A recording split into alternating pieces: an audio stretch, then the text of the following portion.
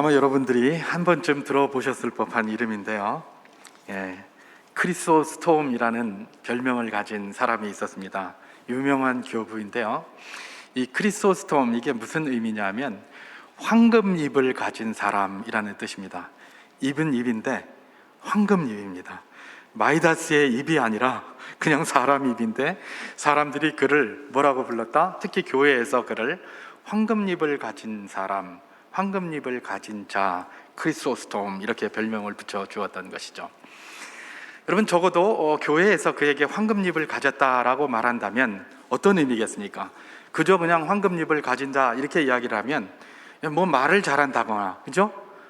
이제 유창한 언어를 구사한다거나 이렇게 생각을 할 수 있을 텐데, 적어도 교회에서 그 이름을 붙였다면 그런 의미는 아닐 것입니다. 그죠? 황금잎을 가졌다. 굉장히 엄청난 말을 이렇게 쏟아내는데 그 말이 전부 어떤 것이었다? 하나님의 영광을 위한 말이었고 복음의 말들이었고, 이 말이 얼마나 황금잎이었다라는 것은 뭐예요? 그 소리를 듣는 사람들이 다 무릎을 꿇고 말입니다. 다 주님의 복음 앞에, 은혜 앞에 무릎을 꿇게 되는 그런 역사들이 계속 일어나는 겁니다. 그래서 그분을 뭐라고 얘기를 했다? 황금잎을 가진 자, 크리소스톰이다, 이렇게 이제 별명을 붙였던 것이죠. 이 크리소스톰이, 아마 우리가 이런 이야기는 좀 많이 들었을 텐데, 이 크리소스톰도 그런 이야기의 주인공이 되기도 합니다. 크리소스톰이 복음을 전하다가 로마 당국에게 체포가 되어서 구속이 되었습니다. 여러분, 이 사람이 황금잎을 가진 자로서 많은 그런 복음에 영향을 미치고 있으니까 제일 싫어한 사람은 누구겠습니까? 기독교를 박해하려고 했던 로마 정부지 않겠습니까? 그죠? 그 사람들은 제발 저런 거 좀 안 했으면 좋겠는데 자꾸 하니까 갖다가 구속을 시킨 겁니다. 그렇게 구속을 할 때에 크리소스톰이 그렇게 기도했다고 합니다. 여러분, 이런 비슷한 이야기가 교회 역사에 여럿이 나오는데 아마도 이런 사람들이 원조가 될 것입니다. 그래서 이런 사람들의 말을 듣고 그 사람들도 계속 그 위에 있는 사람들도 그렇게 따라하지 않았나 그렇게 싶은데요. 이 사람이 어떻게 기도했냐? 하나님, 이 감옥에도 복음을 들을 자가 있어서 저를 이곳에 보내셨습니다. 감사합니다. 이렇게 감사 기도를 드렸다고 합니다. 감옥에 가려고 하는데 감사하다, 이런 기도 참 드리기 쉽지 않은 기도인데 그런 기도를 드렸어요. 이건 누가 했던 것들이죠? 우리 사도행전에 보면 사도들이 이랬잖아요. 그죠? 감옥에 갇혀도 그냥 내가 그리스도의 제자 된 것에 대한 확증이다 그래서 너무 기뻐하면서 말입니다, 그곳에서 찬송을 부르고 하니까 막 옥문이 뒤흔들리고 그런 역사가 사도행전에 나오잖아요. 크리소스톰도 그렇게 했던 것 같습니다. 그랬더니 안 그래도 이게 그냥 눈에 가시와 같은데 저렇게 하는 걸 보니까 황제가 화가 났죠. 그래서 저놈 사형시켜 버려라, 이런 명령이 하달되었습니다. 그래서 그 명령이 하달됐다는 소리가 이제 크리소스톰에게 전해졌고, 그러자 그가 또 이렇게 기도를 했다고 합니다. 하나님, 나같이 천한 죄인이 순교자의 반열에 들어가게 하다니 감사합니다. 이렇게 얘기를 하는 겁니다. 자기가 복음을 위해서 이제 죽게 되었는데 나 같은 자를 순교자의 반열에 넣었다? 대단한 그런 고백이죠. 여러분, 이 고백 누가 했을까요? 또 우리 손양원 목사님이 아들, 동신, 동인 두 아들을 죽인 그것에 대해서 감사 기도를 하면서 이런 기도를 했다고 그래요. 우리 집안에 순교자가 2명이나 나오게 하시니 얼마나 감사합니까? 이렇게 기도를 했다고 합니다. 물론 그의 마음은 얼마나 상처가 많고 그야말로 찢어지는 마음이겠습니까? 그런데 그런 기도를 한 거예요. 믿음의 고백을 한 것이죠. 바로 이 크리소스톰이 그렇게 기도했다는 겁니다. 하나님, 저를 드디어 순교자의 반열에 들여주시는군요. 감사합니다. 이렇게 얘기를 합니다. 여러분, 이런 사람들에 대해서 우리 히브리서 11장에서는 뭐라고 이야기를 합니까? 세상이 감당하지 못할 자라고 합니다. 여러분, 세상에서 제일 무서운 사람이 누굴까요? 이전에 제가 교회 안 다닐 때는 그런 소리를 들었습니다. 세상에서 제일 힘센 사람이 누구냐? 싸움 잘하는 사람이냐? 아니다, 깡다구 신 사람이 제일 강하다, 이랬어요. 그죠? 아무리 싸움 잘하면 뭐합니까? 깡다구 센 사람이 결국은 이겨요. 그냥 물불 안 가리고 덤벼드니까 말입니다. 죽을 걸 각오하고 덤벼드는데 말입니다. 그걸 어떻게 이긴단 말입니까? 근데 이걸 히브리서 11장에서는 뭐라고요? 세상이 감당하지 못할 자라고 하면서 그런 자를 누구다? 믿음의 선진들에 대해서 쭉 기록을 한 것이죠. 바로 이런 사람들, 이 크리소스톰과 같은 사람이 세상이 감당하지 못하는 거예요. 뭐 죽인다고 하면 뭐가 좀 머리도 숙이고 말입니다. 무릎도 좀 꿇고 그래야 되는데 죽인다고 하니까 감사하다는 겁니다. 깜빵에 넣는다고 하니까 감사하다고 그래요. 이 세상이 감당할 수가 없는 거예요. 황제가 그 소리를 듣고 세상이 감당할 수 없는 이런 사람 어떻게 할 수도 없고, 또 죽이자니 어떻게 됩니까? 사람들에게 그렇게 신망을 얻고 있고 황금잎을 가진 자 크리소스톰이라는 소리까지 듣고 있는데 잘못 건드렸다가는 이게 별로 유익할 게 없다 생각하니까 마음을 변해서 그를 풀어줬다고 그래요. 풀어줬더니 또 크리소스톰이 이렇게 기도를 하더랍니다. 하나님, 아직도 이 종이 이 땅에서 할 일이 남아있군요. 감사합니다. 충성을 다하겠습니다. 뭐 이렇게 했답니다. 진짜 세상이 감당치 못할 사람인데요. 근데 여러분, 우리가 이 기도를 한번 가만히 들여다보겠습니다. 처음에는 깜빵에 보낸다고 했더니 하나님, 이 깜빵에 내가 복음을 전할 자가 있어서 나를 보내셨군요, 이래요. 근데 깜빵에서 풀어내주고 그러니까 죽이려고 했더니 나를 순교자 삼으려고 그랬습니다. 또 살리려고 했더니 내가 할 일이 있어서 나를 살리셨습니다. 결국은 풀려났지 않겠습니까? 또 더 일이 있어서 나를 보내셨습니다. 충성을 다하겠습니다. 뭐 이런 이야기를 하는 거예요. 가만히 보면 말입니다, 이 크리소스톰 이랬다 저랬다 합니다. 하나님 앞에 기도하는 게 논리적인 일관성이 없어요. 그죠? 이랬다 저랬다 하잖아요. 깜빵에 들어가면 들어가서 감사하다 그러고, 나오면 나와서 감사하다 그러고, 죽인다 그러면 죽여서 감사하다 그러고, 살려주겠다 그러면 살려서 감사하다 그러고, 도대체 감사하지 않은 게 뭐야 이게? 그죠? 이런 사람들에게 대해서 평가를 하라면 세상은 뭐라고 평가하겠습니까? 이 크리소스톰 이런 사람은 줏대가 없는 사람이다, 이렇게 평가할 거 아닙니까? 쥐게 하나도 없다, 뭐 여기선 저런 소리 하고 여기선 저랬다, 이랬다 저랬다 하고 말이야, 막 그런다고 분명히 그렇게 이야기를 할 겁니다.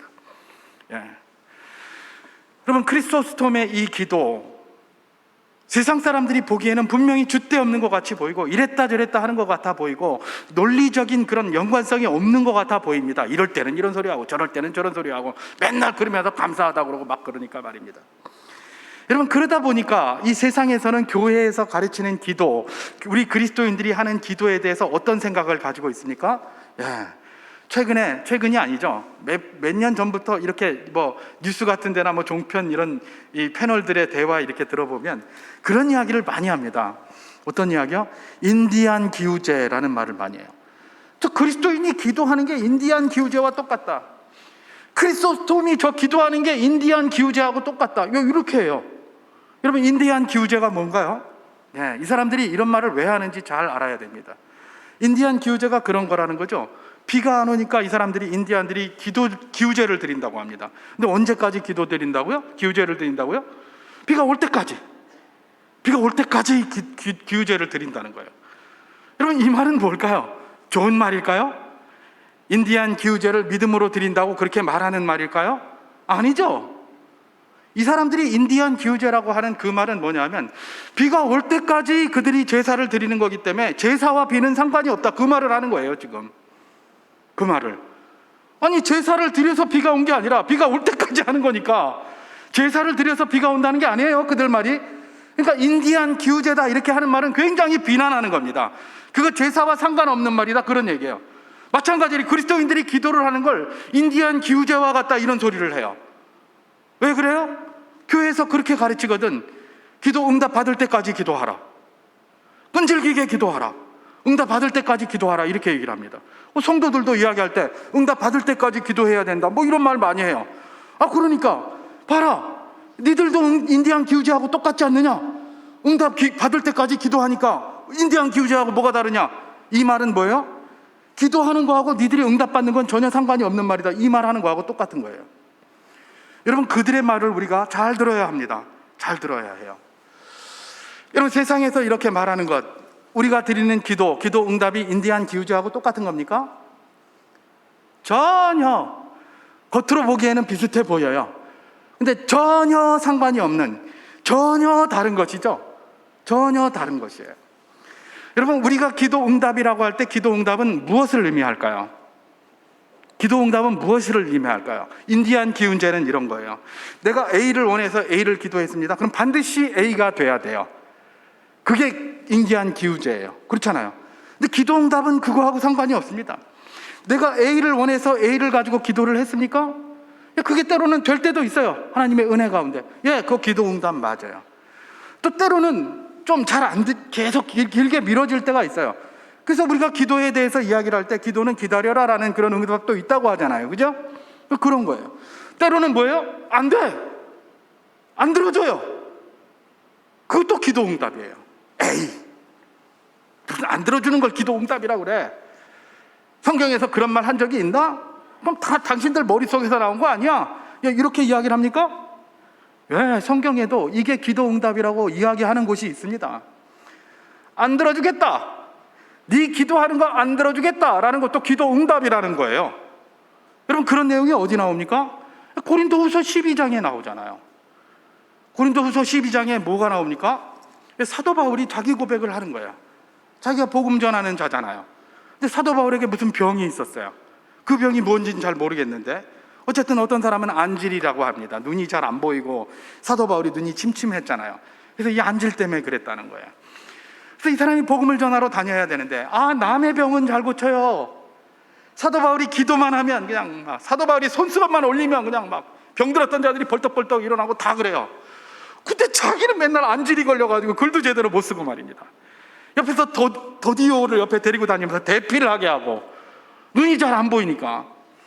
이런 사도 바울이 이게 얼마나 답답했던지 하나님 앞에 기도했잖아요. 하나님, 내가 복음 전하러 다녀야 되는데 복음의 능력을 믿어라라고 얘기를 하면 내 눈이나 제대로 고쳐야 될까? 사람들이 네 눈이나 똑바로 해라 이렇게 하지 않겠습니까? 그런 기도를 하는 겁니다. 하나님, 제발 이 눈 좀 낫게 해주세요. 눈 좀 잘 보이게 해주세요. 그래야 내가 복음 전할 거 아닙니까? 기도를 했어요. 몇 번 기도했다고요? 3번이나 기도했다고 이렇게 이야기하고 있습니다. 그럼 3번 기도했다는 말은 어제 저녁에 생각나서 한 번 하고, 오늘 새벽 기도 때 생각나서 한 번 하고, 오늘 오전 예배 시간에 한 번 하고, 이 3번 했다는 말일까요? 아니죠. 그죠? 그 3번 했다는 거는 충분히 했다는 겁니다. 충분히 했다. 충분히 그걸 가지고 기도를 했어요. 1년 전에도 했는데 하나님은 응답을 안 해주시는 것 같아요. 그러니까 또 1년 또 했는데 또 안 들어주시는 것 같아요. 그래도 끊임없이 그거 붙잡고 막 될 때까지 하는 겁니다. 그냥 막 응답 받을 때까지 막 했어요. 그런데 사도 바울의 눈이 좋아졌습니까? 안 좋아졌습니까? 우리 잘 알잖아요. 눈 그대로예요. 결국은 눈 고쳐달라고 그랬는데 노였어요. 노. 여러분, 이게 기도 응답입니까? 아닙니까? 기도 응답입니까? 아닙니까? 기도 응답이에요. 기도 응답이니까 사도 바울이 더 이상 기도 안 하잖아요. 응답 받았으니까 그 다음에는 기도 안 해요. 무슨 응답을 받았습니까? 바울아, 그만해라. 그냥 내가 너에게 그렇게 가만히 있는 것은 네 약한 것에서 내가 온전해지기 때문에 그렇다. 그렇게 응답을 주신 거예요. 사도 바울이 그걸 딱 깨닫고 나서 그 다음엔 어떻게 합니까? 이전에는 내가 이 답답한 게 부끄러움이라서 숨기고 그랬는데 이제는 오히려 나의 약한 것을 자랑하겠다. 그리함으로 예수 그리스도의 온전함과 강함이 드러나게 되니 예수 그리스도를 얻고 그 안에서 발견되기 위함이니 나는 이제 오히려 그 약한 것을 더 자랑하겠다. 이러는 거예요. 여러분, 사도 바울이 원한 거는 뭐예요? 눈을 고치는 것이었어요. 근데 사도 바울이 받은 응답은 뭐예요? 그대로 두겠다라는 것이었어요.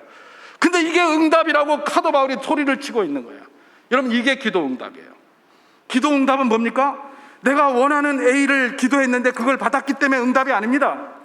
우리가 기도하는 중에 하나님의 뜻을 깨닫는 게 기도 응답입니다. 기도하는 중에 하나님의 뜻을 깨닫는 게 기도 응답이에요. 여러분, 엄청난 분이 기도 응답 못 받으신 분이 또 있어요. 사도 바울만 기도 응답 못 받은 거 아니에요. 누가 기도 응답을 못 받았습니까? 우리 주 예수 그리스도도 기도 응답 못 받았어요. 우리 주 예수 그리스도께서 어디서 기도 응답 못 받았습니까? 겟세마네에서 기도하셨어요. 십자가를 앞에 두고 기도하십니다. 하나님, 할 수만 있으시면 이 잔을 내게서 옮기시옵소서 그랬어요. 이게 예수님의 소원이었어요. 할 수만 있으시면 이 잔을 내게서 옮기시옵소서. 얼마나 그것이 바랬는지 이마에 땀이 쏟아지는데 핏방울같이 뚝뚝 떨어질 정도가 되었다고 합니다. 그 정도로 자신이 바란 게 할 수만 있으면 이 잔을 내게서 옮기시옵소서. 응답 받았습니까? 못 받았습니까? 못 받았습니다. 그죠? 우리가 보는 관점에서. 그러나 주님은 응답을 받으셨어요. 어떻게 응답을 받으셨습니까? 십자가에서 하나님의 뜻을 행하는 것으로 응답 받으셨어요. 그래서 주님께서 뭐라고 그 다음에 기도하십니까? 그러나 나의 원대로 마시옵고 아버지의 원대로 되기를 원하나이다. 여러분, 교회에서 가르치는 기도 응답은 내가 원하는 그걸 받는 게 아닙니다. 그것도 들어가 있습니다. 근데 그것만 아니에요. 그건 기도 응답이라고 이야기합니까? 그거는 인디안 기우제예요. 인디안 기우제. 그건 기도와 상관없어요. 막 부르짖다 보면 언젠가 그거 되면 그거 기도 응답이라고 할 수도 있는 거예요. 그것만 이야기하는 게 아닙니다. 교회에서 기도 응답이라는 것은 내가 기도하는 가운데 하나님의 뜻을 깨닫는 거예요. 하나님의 뜻을 깨닫고 나서 비로소 그 깨달음에 따라 움직이게 되는 것, 그것이 기도 응답인 거예요. 그게 성경에서 말하는 기도 응답입니다. 세상에서 말하는 것이 이 교회에서 이야기하는 것과 성경에 말하는 것과 이렇게 다릅니까? 자, 그렇다면 다시 크리스토스톰으로 돌아가서 우리는 크리스토스톰 같은 사람을 어떻게 평가해야 될 것인가? 저렇게 줏대 없어 보이고 이랬다 저랬다 하고 여기서 이 말하고 저기서 저 말하는 저 사람을 우리는 어떻게 평가해야 될 것인가? 그리스도인은, 믿음을 가진 우리는 어떻게 평가해야 될 것인가? 기도에 대해서 세상이 말하는 것과 이렇게 다른데, 세상에서는 이런 사람들 줏대 없다 그러고 막 그럴 텐데 우리는 그를 어떻게 평가해야 될 것인가? 여기까지 한번 가봐야 되지 않겠습니까? 우리가 크리스토스톰을 평가한다면 어떻게 되겠습니까? 크리스토스톰 이런 사람은 주어지는 상황과 현실을 하나님이 허락하신 것으로 보고 그것을 믿음으로 해석하는 사람이었다. 그것을 믿음으로 해석하는 사람이었다. 그런 이야기입니다. 하나님이 이 모든 상황을 이끌어 가시고, 그런데 내가 지금 이 상황에 있습니까? 여기에 하나님의 뜻이 있구나. 믿음으로 그걸 해석하는 거예요. 믿음으로 해석하는 거. 이게 바로 크리소스톰 같은 사람이 보여주는 그런 모습이라는 것입니다. 제가 지난 주일에 그리스도인은, 또 교회는 절망적인 상황 속에서도 오직 의인은 믿음으로 말미암아 살리라라는 약속의 말씀을 붙들고 희망을 노래했던 하박국처럼 그야말로 담대하라, 내가 세상을 이기었노라 하시는 주님의 약속의 말씀 붙들고, 또 내가 세상 끝날까지 너희와 항상 함께 있으리라고 하시는 그 하나님의 약속의 말씀을 붙들고 희망을 노래하는 것이 교회여야 된다라고 그렇게 말씀을 드렸습니다. 오늘도 역시 그 연장선상에 있습니다. 오늘 특별히 우리 대강절 마지막 주일 아닙니까? 이번 돌아오는 토요일이 성탄절이기 때문에 대강절 네 번째 마지막 주일에 해당이 됩니다. 지난주에 했던 것과 동일한 맥락이에요. 지난주에도 그야말로 하나님의 약속의 말씀을 믿음으로 붙들고 희망을 노래하는 교회였으면 좋겠다라는 것이 우리의 도전이었다면, 오늘은 제가 제목은 좀 바꿨어요. 희망을 노래하는 1번이라고 했었으면 오늘 2번 했을 텐데 1번이라고 안 쓰는 바람에 그냥 믿음의 보고서 제가 이렇게 붙였는데, 똑같은 그런 관점으로, 그런 맥락으로 진행한다고 보시면 될 것입니다. 그렇습니다. 그리스도인은 말입니다, 또 교회는 말입니다, 하나님의 약속을 붙들고 그 약속을 믿음으로 붙들고 희망을 노래하는 그런 것이 되어야 합니다. 보는 게 달라야 돼요. 세상이 크리스토스톰을 보고 기도를 보는 것이 교회가 크리스토스톰을 보고 기도를 보는 것 다르듯이, 여전히 우리 그리스도인들은 세상에 펼쳐지는 모든 상황들을 다르게 보아야 하는 것입니다. 뭐 때문에 다르게 봅니까? 하나님의 약속 때문에 그래요. 하나님의 약속을 붙들고 믿음으로 붙들고 우리의 눈이 바뀌어야 돼요. 그래야 세상을 향해서 희망을 노래할 수 있고, 이 절망이 가득한 속에서 희망을 찾을 수가 있게 되는 것이고, 희망을 선포할 수 있게 되는 게 바로 그리스도인과 교회의 모습이라는 것입니다. 여러분, 오늘 우리가 읽은 이 민수기 13장, 이 민수기 13장이 전형적인 그 이야기입니다. 사실 성경은 여기뿐만 아니라 전체가 그런 내용이에요. 하나님의 약속을 믿음으로 붙들고 세상을 보고 살아라. 하나님의 약속을 붙들고 희망을 노래하고 살아라. 주의 오심을 보고 선포하고 살고 주의 다시 오심을 선포하고 살아라. 그 이야기가 성경 전체의 내용이에요. 그러니까 구약 신약이잖아요. 그 구약 약속의 말씀 붙들어라 이런 얘기예요. 신약 약속의 말씀 붙들어라 이거예요. 그리고 희망을 노래하라는 겁니다. 희망을 노래하라. 희망을 노래하라. 잘못된 것에 대한 지적이 굉장히 많습니까? 그 지적으로 끝나는 게 아닙니다. 항상 그 뒤에는 어떤 말씀이 있습니까? 희망을 노래하는 말씀이 있는 거예요. 세상은 이렇게 절망적이지만 주의 은혜 가운데는 희망이 있다라는 것들을 계속해서 이야기하는 게 성경 전체의 내용 아닙니까? 여전히 오늘도 그 중에 하나입니다. 민수기 13장 12 정탐꾼의 내용, 바로 이것이 그야말로 하나님 약속의 말씀을 붙들고 희망을 노래한 사람과 약속의 말씀을 못 붙들고 희망이 아니라 절망을 노래한 사람들에 대한 전형적인 모습을 잘 보여주고 있습니다. 그래서 이걸 가지고 잠시 은혜를 나눠보기를 원하는 것입니다. 여러분, 오늘 본문에는 모세가 출애굽하여 약속의 땅 가나안에 들어가기에 앞서서 12명의 정탐꾼을 보낸 내용 아닙니까? 12지파가 있는데 각 지파의 두려움들을 모았습니다. 그래서 12명의 정탐꾼을 꾸려가지고 가나안에 보냈습니다. 그래서 그 안에 상황들, 그 안에 사람들, 그 안에 여러 가지 그런 산물들을 조사해서 40일 동안 조사해서 돌아오라, 그렇게 이야기를 했습니다.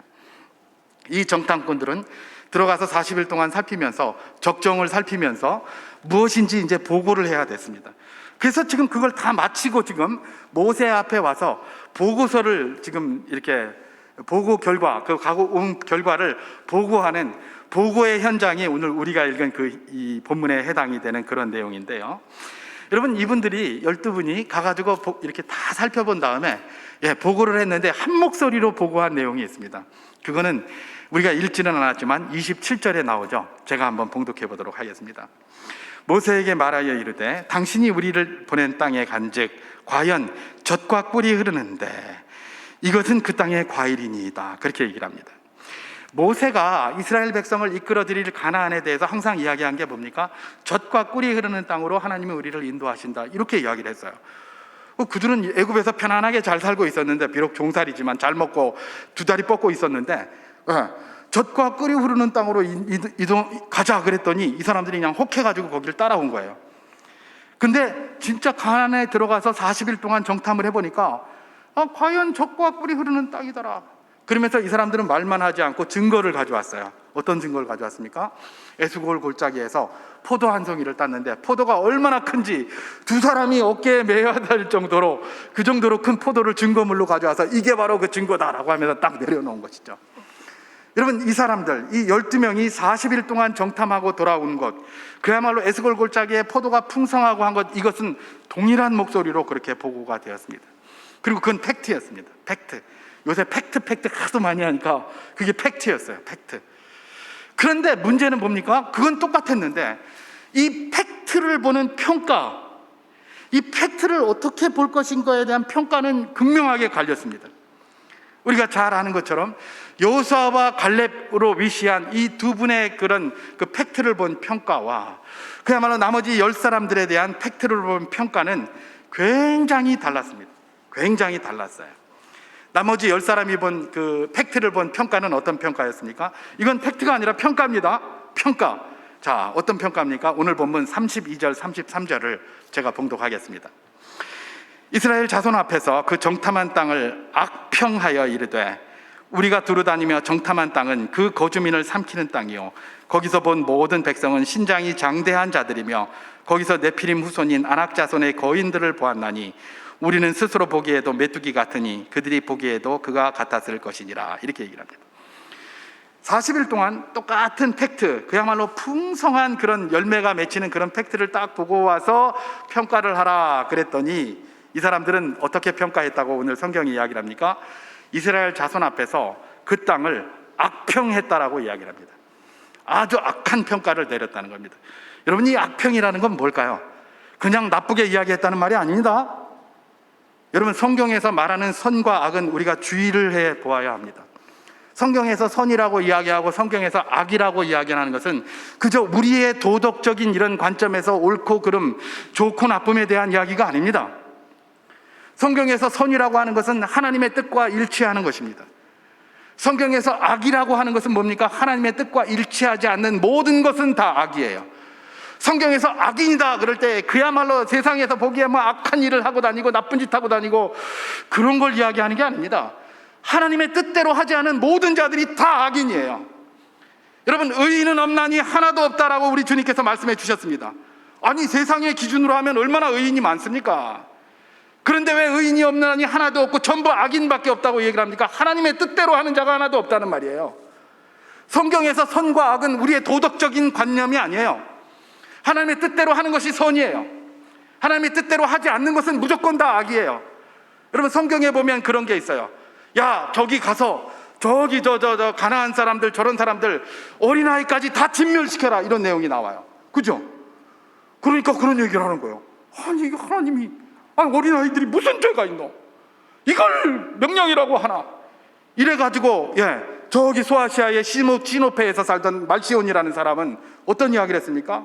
이 하나님, 우리 사랑의 예수의 아버지가 될 수 없다. 어디 이런 인간이, 이런 존재가 우리 예수의 아버지가 될 수 있단 말인가?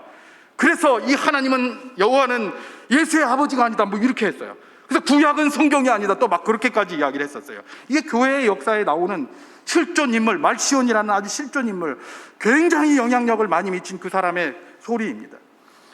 여러분, 하나님께서 어린아이를 진멸하라고 했습니까? 그럼 그게 악한 일입니까? 세상의 도덕으로 하니까 그게 악한 일이에요. 근데 선은 뭐예요? 하나님 말씀대로 하는 게 선이에요. 그대로 하는 거, 그게 선입니다. 그대로 하지 않는 게 다 악이에요. 성경에서 얘기하는 선악은 그거예요. 왜 세상을 가지고 자꾸 하나님을 평가합니까? 선악을 알게 하는 나무의 열매를 따먹었기 때문에 그래요. 원래는 그렇게 하면 안 돼요. 근데 지가 하나님처럼 돼보려고 선악을 알게 하는 나무의 열매를 따먹고 내가 선악 판단의 주인이 돼버린 거예요. 그래가지고 세상에서 자기 도덕을 만들어가지고 인생의 도덕을 만들어서 그걸 하나님을 평가를 하는 겁니다. 아니 이럴 수가 이러고 앉았는 거예요. 여러분, 하나님이 어린아이까지 진멸하라고 했습니까? 그게 선입니다. 그게 선이에요. 하나님의 뜻이기 때문에. 선과 악이, 성경에서 이야기하는 선과 악의 기준을 정확하게 우리가 깨닫고 있어야 합니다. 그래야 성경이 제대로 보여요. 여기서 악평했다고 합니다. 악평한 거는 우리가 생각하듯이 나쁜 말을 했다는 게 아니에요. 하나님의 뜻대로 평가하지 않았다는 겁니다. 하나님의 뜻대로 평가하지 않았다는 게 악평이에요. 하나님의 뜻대로 평가하는 것이 올바른 평가예요. 하나님의 뜻대로 평가하지 않았다는 게 뭐예요? 악평이에요. 그렇다면 우리가 세상의 모든 것들을 바라볼 때에 어떻게 바라보아야 된다는 겁니까?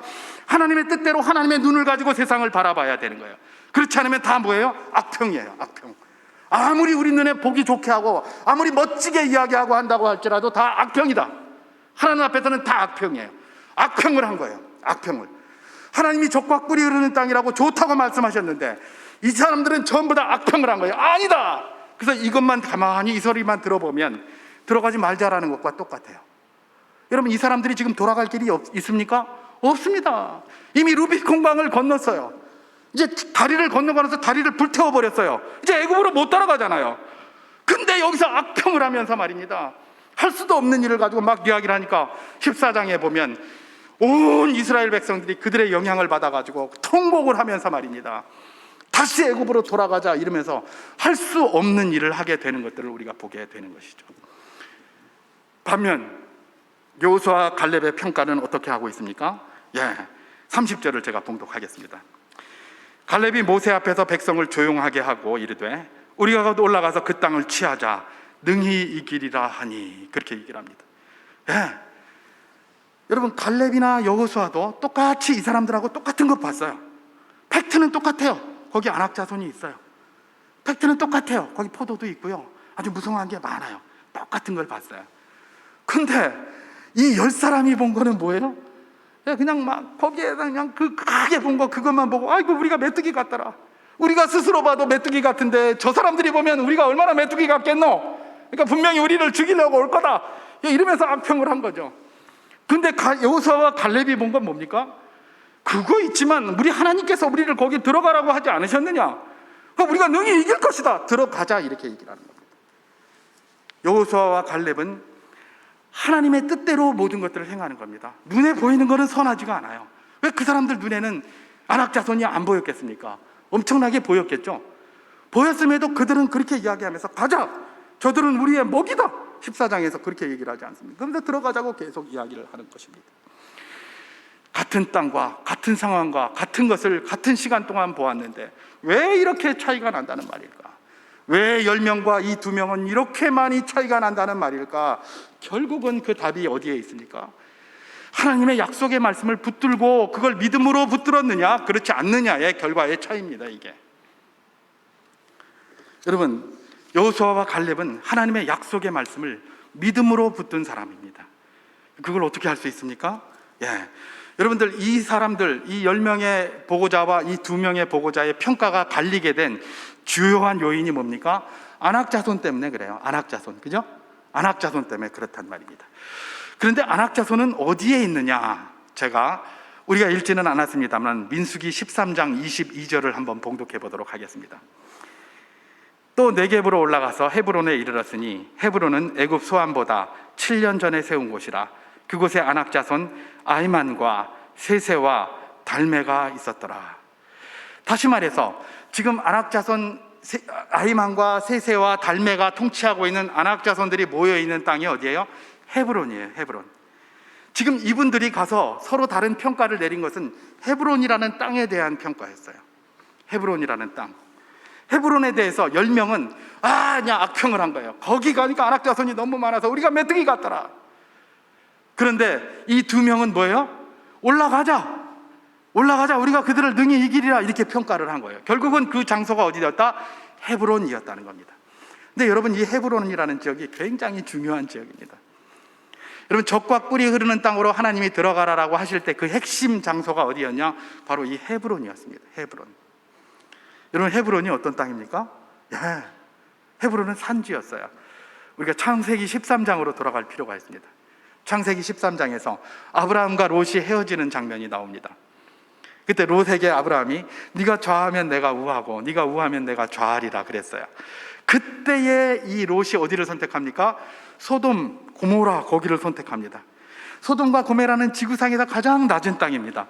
지금도 제일 낮잖아요. 사해 지역이잖아요. 사해, 그죠? 거기로 낮은 곳. 근데 거기는 굉장히 물도 고즈넉하고 울창하고 습도 울창하고 하니까 거기를 선택해서 내려갔죠. 그때에 아브라함이 어떻게 됐습니까? 약속을 네가 좌하면 내가 뭐하라고 했으니까 저게 제일 낮은 곳으로 가니까 자기는 어디로 가야 됩니까? 제일 높은 곳으로 올라가야 되는 거예요. 제일 높은 곳으로 올라갔는데 그 장소를 어디라고 이야기를 합니까? 거기에 올라갔다가 헤브론에 이르러 거기에 장막을 치고 여호와의 이름을 불렀다라고 돼 있어요. 다시 말해서 아브라함이 올라간 땅은 어디입니까? 헤브론이에요. 근데 이 헤브론으로 올라갈 때 하나님께서 아브라함에게 나타나셨어요. 뭐라고 약속하셨습니까? 내가 선 곳에서 동서남북을 바라보라. 보이는 땅을 다 내게 주리라. 그렇게 약속하셨어요. 롯이 내려간 땅은 가장 낮은 땅이라서 동서남북 바라봐봐야 요만큼밖에 안 돼요. 그러나 이 헤브론은 산꼭대기예요. 그죠? 거기서 동서남북을 바라보면 얼마나 넓겠습니까? 그죠? 하나님께서 이 자손들에게 주신 약속이 무엇입니까? 아브라함을 통해서 주신 약속이 헤브론에 올라가서 동서남북을 바라보라는 겁니다. 헤브론은 하나님의 약속이 머무는, 약속이 있는 땅이었어요. 그렇기 때문에 여러분, 창세기 23장에 보면 그런 내용이 나옵니다. 요즘 우리가 창세기 가지고 큐티하잖아요. 창세기 23장에 보면 아브라함이 사라가 죽은 후에 해쪽 속 소할의 아들 에브론에게 사라의 묘터를 살려고 몸부림치는 내용이 나옵니다. 그것 좀 팔아라, 막벨라굴 그것 좀 팔아라, 막벨라굴 좀 팔아라 그런데 이 에브론이 안 팔라고 합니다. 아이고, 우리 관계가 뭔데, 우리 사이가 그런 사이가, 그냥 니와 나 사이 이래가면서 그냥 써라, 그냥 그럽니다. 저 같으면 그냥 덜렁 쓰겠어요. 근데 그들의 풍습 가운데 이방인들에게 원래 땅을 안 팔아요, 원래. 그래서 그냥 사지 말라 그랬는데 아브라함하고 관계가 있으니까 어쩔 수 없이 그냥 네가 좀 써라, 이 정도로 한 거예요. 근데 자꾸 팔라고 하니까 이 에브론이 어떻게 합니까? 그 땅값을 엄청나게 때린 거죠. 엄청나게 때렸어요. 얼마에 때렸습니까? 은 400 이랬어요. 여러분, 예수님이 은 몇에 팔렸죠? 은 30에 팔렸어요. 은 400. 예수님 몇 분입니까? 13분. 예수님 값 13분. 근데 그 차이가 이게 엄청나잖아요. 그죠? 거의 2000년 차이가 나는데 예수님하고 은 400 불렀어요. 그런데 아브라함이 전 재산, 하나님께서 크게 만들어주신 그 재산을 다 팔아서 에브론에게 그 땅을 삽니다. 막벨라굴을 은 400에. 아니, 왜 아브라함이 그 막벨라굴 그거 별것도 아닌 그거 산다고 자기 전 재산을 다 팔아서 그걸 사? 그냥 그건 은행에 넣어두고 공짜로 쓰라고 하는데 그냥 딱 쓰고 말지. 아브라함은 그걸 전심으로 살려고 했어요. 왜 그랬을까? 왜 그랬을까? 여러분, 막벨라 굴이 있는 그 장소가 헤브론입니다. 헤브론이에요. 하나님이 약속하신 그 약속의 땅을 내가 차지하기 위해서 내 전 재산을 들여서, 하나님께서 내게 이렇게 자손을 많이 주신 것은 약속의 땅을 차지하라고 하시는 하나님의 명령이었구나. 전 재산을 들여서 그걸 살 수가 없는데도 불구하고 살려고 몸부림치면서 결국은 무덤 하나 사낸 겁니다. 그게 아브라함이에요. 왜냐하면 그곳에서, 너 서 있는 그곳에서 동서남북을 바라보라, 보이는 땅을 내가 다 내게 주리라라는 약속이 바로 헤브론이 그 땅이었기 때문에 그랬다는 것입니다. 여러분, 약속의 말씀을 붙들고 살았던 이 아브라함, 결국은 그 땅을 차지했어요. 사가지고, 조그맣지만. 지금 이들이 다시 들어갈 가나안 땅, 바로 그곳을 차지해야 될 그 땅이에요. 여러분, 그 땅에 안악자손이 가득한 건 옛날부터 똑똑히 동일했어요. 그렇게 했는데 그 다음에 뭐예요? 이 사람들은 그거 보고 뒤쳐주자 하면서 거기 안 가요. 여호수아와 갈렙은 뭘 붙잡은 것입니까? 하나님이 아브라함에게 주셨던 그 약속을 붙잡은 겁니다. 그래서 거길 들어가려고 한 거예요. 거길 들어가자고 한 거고, 결국은 언제입니까? 나중에 40년 후에 다시 가나안에 들어갈 때 딴 사람들은 또 여전히 안 들어가려고 합니다. 거기에. 왜냐하면 거기에 안악자손이 있으니까. 근데 저 유명한 이 갈렙, 뭐라고 얘기를 하죠? 딱 가서 아무도 안 가려고 하니까 여호수아한테 가서 그렇게 얘기를 합니다. 이 산지를 내게 주소서. 내가 지금 나이 85세지만 아직도 정정합니다. 나에게 주십시오. 왜요? 그 헤브론이 하나님의 약속에 머무는 땅이었기 때문에 그런 것입니다. 그래서 그 땅을 차지했어요. 여러분, 이스라엘 사람들을 뭐라고 우리가 이야기를 하죠? 유대인이라고 합니다. 유대인. 맞습니까? 주이시, 주다이즘, 주대, 이렇게 이야기를 합니다. 이스라엘 사람을 주이시 이렇게 얘기를 합니다. 유대인이라고 그래요. 여러분, 이스라엘 그러면 유대인만 있습니까? 이 유대인만 있는 게 아니라 에브라임, 갓, 루벤, 시므온, 레위, 다양합니다. 그죠? 그런 사람들이 다 있잖아요. 그거 다 이스라엘 사람에 들어가 있는 거 아니에요? 그럼 왜 지금 유대만 남았습니까? 루벤은 어디 갔습니까? 시므온 어디 갔죠? 레위는, 유다만 남은 거예요. 유다만. 유다의 핵심 지역이 어디입니까? 헤브론입니다. 헤브론. 그래서 다윗이 유다의 왕이 되면서 헤브론을 도읍으로 정하고 7년 동안 거기서 통치하다가 나중에 남북 그 왕조가 통일이 되면서 예루살렘으로 도읍을 전도했어요. 헤브론이 이런 장소입니다. 다시 말해서 이 여호수아와 갈렙은 그 약속의 장소인 헤브론을 끝까지 고수하기 위해서 그걸 붙들고 몸부림친 사람이었고, 그러다 보니까 다른 게 아니에요. 그게 하나님의 뜻이니까, 하나님의 약속이 거기 머무니까. 그런데 다른 사람들은 뭐였습니까? 하나님의 약속은 안중에도 없어요. 안중에도 없어요. 그냥 안악자손만 커 보이는 거예요. 그러니까 그런 소리를 했던 것이죠. 그런 사람은 아무리 좋은 곳에서도 희망을 노래할 수가 없어요. 하나님의 약속을 믿음으로 붙잡은 자만 그야말로 안악자손이 드글드글하는 그 상황 속에서도 희망을 노래할 수 있다는 것, 그것이 바로 이 말씀이 오늘 우리에게 주는 도전인 것입니다. 여러분, 다음 돌아오는 토요일이 성탄절입니다. 이 세상에는 그야말로 안악자손과 같은 자들이 드글드글합니다. 안악자손과 같이 험준하고 거대하고 한 것들이 드글드글합니다. 그래서 우리가 육신의 눈으로 바라보고 이 현상의 눈으로 바라보면 위축될 수밖에 없어요. 위축될 수밖에 없어요. 얼마나 거대한지, 나를 바라보면 왜 이렇게 초라한지, 그대 앞에만 서면 난 왜 이리 작아지는가. 이 세상 앞에만 서면 너무 작아져요. 그냥 너무 작아지고 세상은 너무나 커 보여요. 여러분, 왜 그렇다고요? 그리스도인이 그렇다면 회개해야 합니다.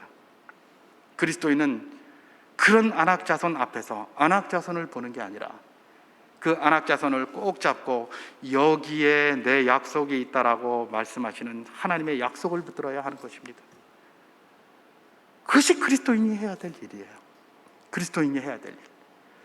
여러분, 이 헤브론, 이 땅에 대해서 우리 주님께서 평가한 게 있어요. 물론 가나안에 대한 평가입니다만 핵심이 헤브론에 있는 거예요. 젖과 꿀이 흐르는 땅이라고 이야기하셨어요. 애굽에 살고 있는 사람들을 이끌어들이면서 젖과 꿀이 흐르는 땅으로 너희를 인도하여 드리리라.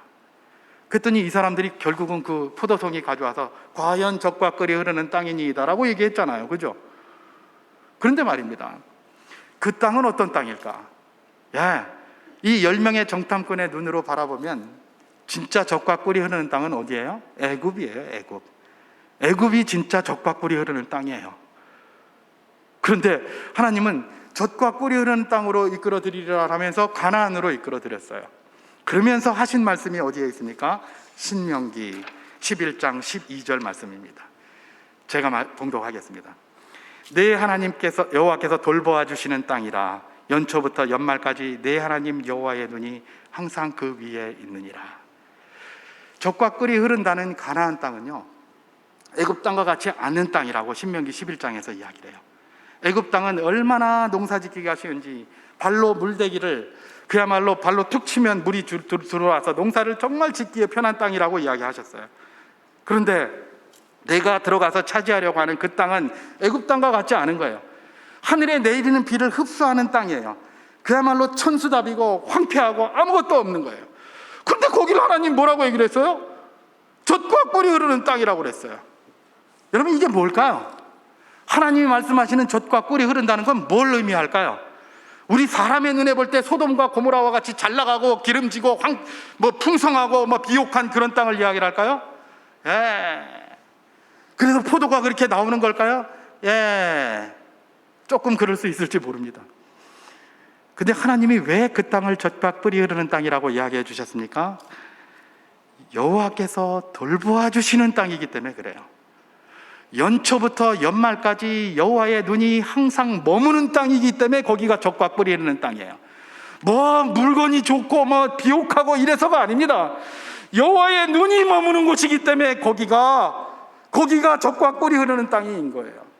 그렇기 때문에 이 10명이 이 말씀 제대로 알았더라면 그 아이만과 세세와 달메가 그 아낙 자손이 가득한 그 땅을 보면서 하나님의 손을 발견했어야 되는데 그거는 발견하지 못하고 포도 한 송이 들고 와가지고 젖과 꿀이 흐르는 땅이 과연 맞다 이러면서 악평을 하기 시작한 겁니다. 그런데 여기 이렇게 아낙 자손이 너무 많아, 이렇게 했던 거예요. 여러분, 주님께서는 우리에게 말씀하십니다. 무엇을 말씀하십니까? 약속의 말씀 믿음으로 붙들고 이 어두운 세상에서 희망을 선포하며 희망을 노래하며 살아라. 왜 희망을 노래하라고 그럴까요? 바로 그곳에 우리 하나님의 손이 있기 때문에 그렇습니다. 우리 하나님의 손이 함께 하신다는 겁니다. 코로나로 세상이 어렵습니다. 너무 힘듭니다. 여러분, 그런데 코로나로 다 힘든 사람만 있을까요? 그렇지 않은 사람들도 굉장히 많죠. 코로나 때문에 떼돈 번 사람도 있고요, 코로나 때문에 잘 나가는 사람도 많아요. 여러분, 이 세상의 모든 일은 100% 나쁜 것만 있고 100% 좋은 것만 있는 게 아닙니다. 나쁜 것도 있고 좋은 것도 있어요. 나쁜 것도 있고 좋은 것도 있어요. 그래서 우리 주님께서 우리에게 말씀하시는 것이 그것입니다. 나쁜 것만 보고 나쁜 것만 얘기하지 말고 내가 너희에게 함께하리라는 약속 주신 그 약속의 말씀 붙들고 그 나쁜 속에서도 좋은 걸 발견할 줄 알아라. 그리고 좋은 걸 좀 이야기를 해라. 이 절망이 가득한 세상에 그 이야기를 하고 계시는 것입니다. 여러분, 뉴스 요즘 한번 틀어보십시오. 세상이 어떻게 돌아가야 되는지 알아야 되기 때문에 뉴스는 봐야 되겠고, 들었다 하면 그냥 막 화가 치밀어 오릅니다. 온통 절망, 온통 암울함, 온통 부정적이고 온통 헐뜯고 온통 물어뜯고. 아니, 우리도 찾아보면 좋은 게 좀 있을 텐데 왜 그런 건 한마디도 안 하고 맨날 이런 말만 하는가? 왜 맨날 이런 말만 하는가? 여러분, 주님께서는 그렇게 이야기를 하십니다. 이렇게 절망이 가득 찬 세상 속에서 너희는 내가 함께 하리라는 약속의 말씀 붙들고 믿음으로 희망을 좀 노래해라. 너도 여전히 안악자손과 같이 살지만 안악자손만 보지 말고 내 손 좀 발견해라. 그 이야기를 하고 계시는 것입니다. 어둠 가득한 세상 속에 희망을 보여주시기 위하여 우리 주님은 이 땅에 2000년 전에 오셨습니다. 여전히 곧 다시 오실 주님이시기도 합니다. 그 주님께서 우리를 세상에 보내십니다. 절망 가득한 이 세상 속에서 절망만 보지 말고 이런 희망, 주님이 오시고 또 다시 오실 것에 대한 희망이 우리에게 있고 주님이 우리에게 함께 하신다는 약속도 있다. 그거를 좀 보여주고 그것을 삶으로 좀 나타내 줌으로 세상이 절망 속에서도 절망만 바라보는 것이 아니라 우리를 보고 희망을 노래할 수 있는, 그런데 너희가 좀 쓰임받았으면 좋겠다. 이것이 대강절 마지막 주일 주님께서 말씀을 통해서 우리에게 주시는 도전입니다. 여러분, 주님의 약속이 우리와 함께 있는 줄 믿습니다. 주님의 손이 우리와 늘 함께 하시는 줄 믿으시기 바랍니다. 희망과 온전함을 보십시오. 부정거리가 늘 우리 눈에 아른거릴 것입니다. 적어도 83.3%는 나쁜 것이 우리 눈에 아른거립니다. 그죠? 여기 12명과 10명 이거 해보면 그래요. 뭐 긍정적인 것은 거기 5분의 1도 안 돼요. 그죠? 그런 상황이 우리에게 펼쳐져 있어요. 그러나 5분의 1도 안 되는 그것을 하나님이 우리는 보기를 원하시는 거예요. 그걸 보고 이 땅을 살아갈 때 너희 가운데 내 평안이 임하고 내 손길이 내 눈에 보일 것이다. 다른 모든 사람들도 그렇게 할 수 있게 도움을 주라. 이 말씀 붙들고, 주님, 저희가 그렇게 살 수 있도록 날마다 우리의 믿음을 새롭게 하시고 영혼을 밝게 하여 주셔서 주님의 손이 도처에 어른거리고 있음을 발견하게 하여 주시옵소서. 이렇게 기도하시며 믿음으로 승리하는 복된 분들 다 될 수 있기를 주님의 이름으로 축원합니다.